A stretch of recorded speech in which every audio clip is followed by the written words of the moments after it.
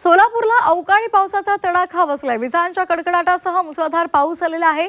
शहरातील अनेक भागांमध्ये पावसाची जोरदार बॅटिंग पाहायला मिळते।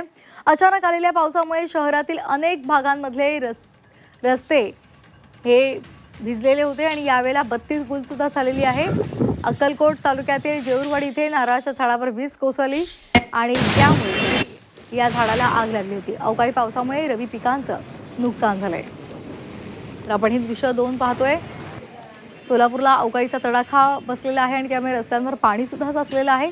तर दुसरीकडे नारळाच्या झाडावर वीज पडल्यामुळे त्याला आग लागली होती।